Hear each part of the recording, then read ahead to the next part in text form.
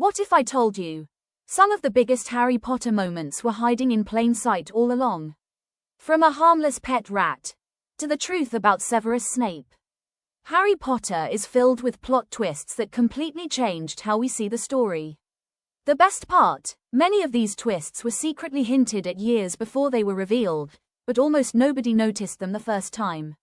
So today, we're counting down the 10 biggest Harry Potter plot twists, explaining what really happened, why they changed everything, and the hidden clues you probably missed.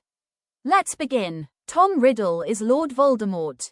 At first, Harry believes the Chamber of Secrets was opened by someone who wants to attack Muggle-born students.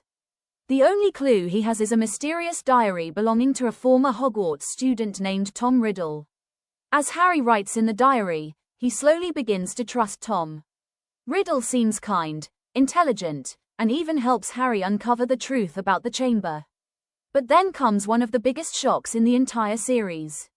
Tom Riddle wasn't helping Harry at all. He was Lord Voldemort. The diary wasn't just a diary, it was a Horcrux containing a memory of 16-year-old Voldemort.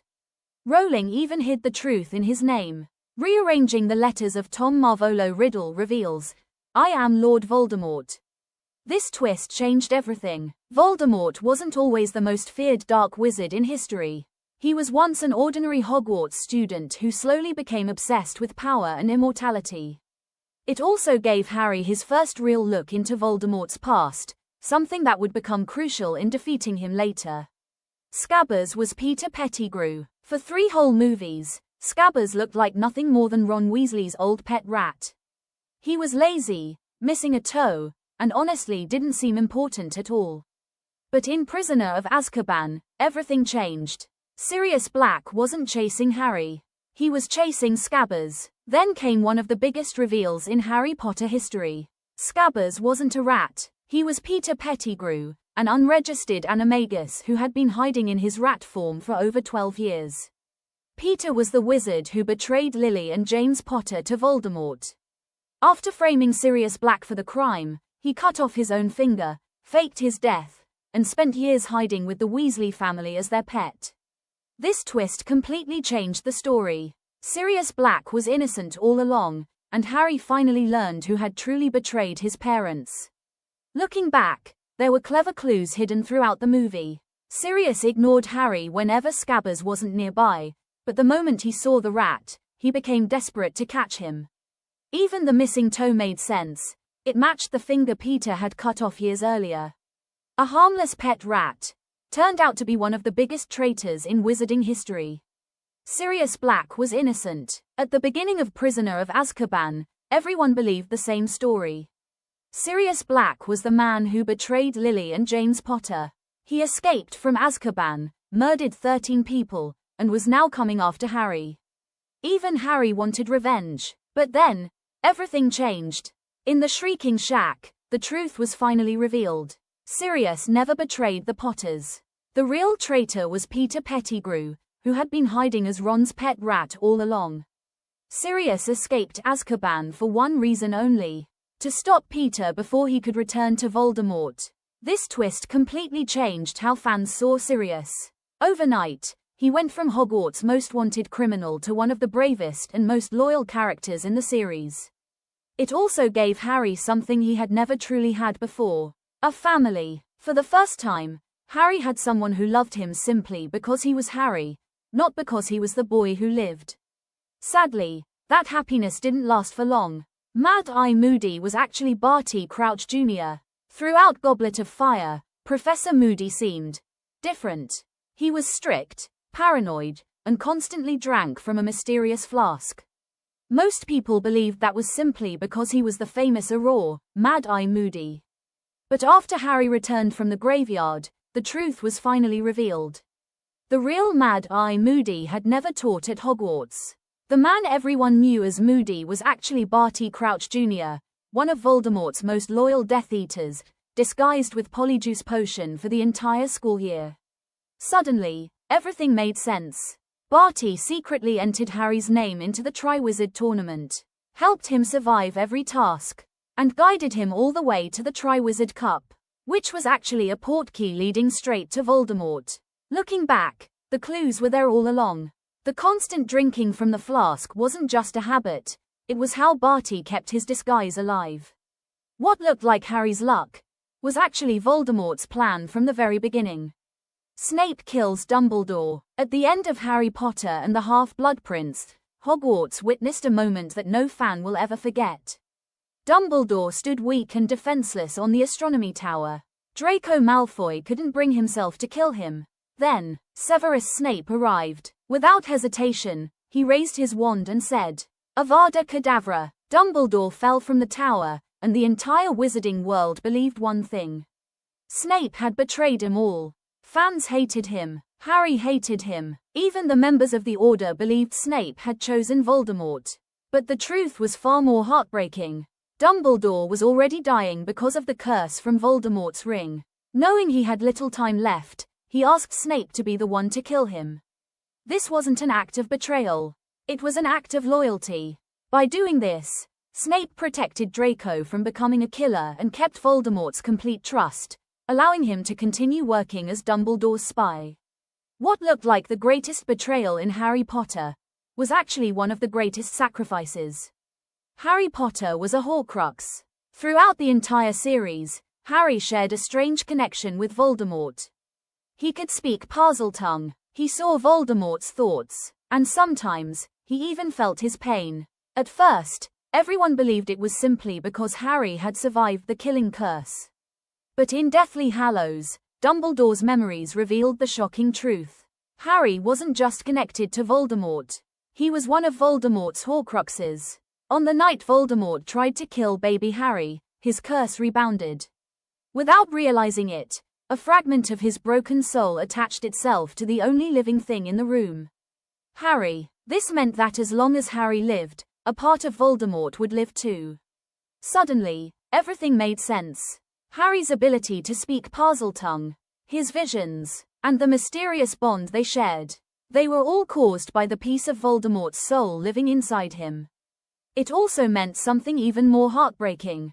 To destroy Voldemort forever, Harry had to be willing to die. This wasn't just another plot twist.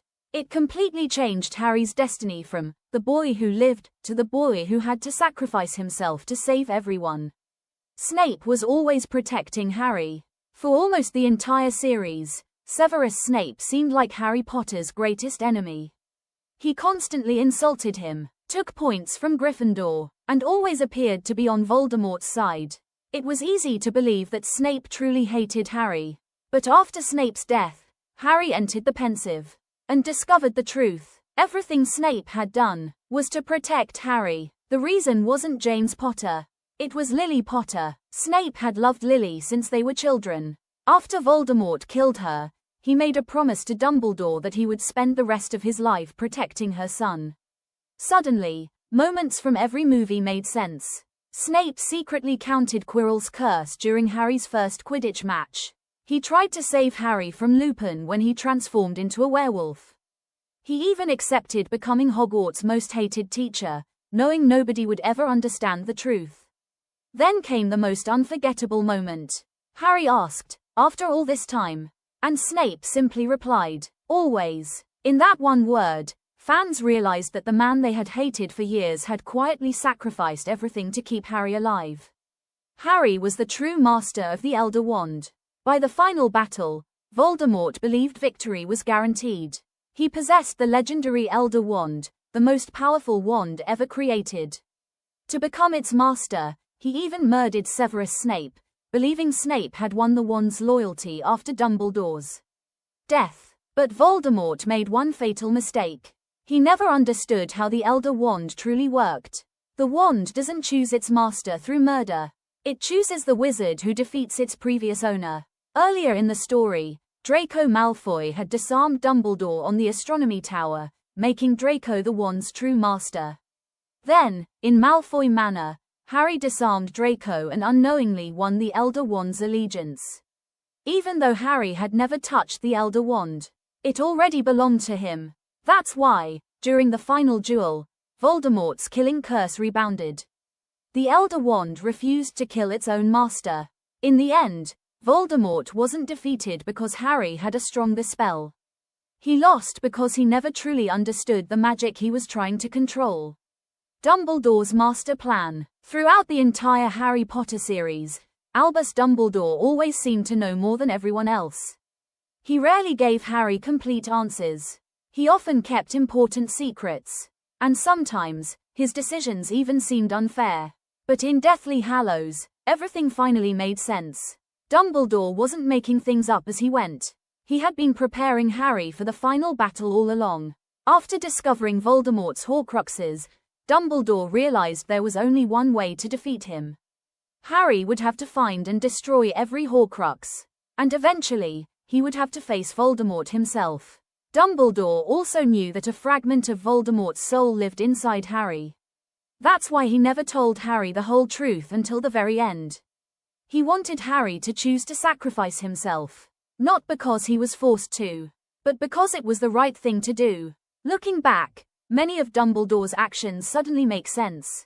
He left Harry clues instead of answers, trusted Snape with impossible responsibilities, and carefully guided Harry every step of the way. It wasn't luck that led Harry to victory. It was years of planning by the greatest wizard of his time. Hermione had the Time-Turner. Throughout Prisoner of Azkaban, Hermione Granger starts acting strangely. She somehow attends classes that take place at the exact same time. She suddenly appears out of nowhere, then disappears again. Even Ron begins asking, "How are you doing all of this?" At first, it seems like one of Hogwarts' biggest mysteries. But near the end of the movie, Dumbledore quietly tells Hermione, 3 turns should do it. Then comes the reveal that shocked everyone. Hermione had been carrying a Time-Turner the entire school year. A magical device that allowed her to travel back in time. Suddenly, everything clicked into place. The mysterious howl Harry heard earlier. The stones thrown at Hagrid's hut. Buckbeak's impossible escape. They weren't coincidences at all. Harry and Hermione had already been there, secretly changing events from behind the scenes. The second half of the movie wasn't creating a new timeline. It was completing one that had already happened. What first looked like random events turned out to be a perfectly planned time loop. And that's what makes Hermione's Time-Turner one of the greatest and smartest plot twists in Harry Potter history. Harry Potter is full of unforgettable twists, but that's what makes revisiting the series so rewarding. Every rewatch reveals clues you never noticed the first time. Which plot twist shocked you the most? Let me know in the comments, and if you enjoyed this video, don't forget to like,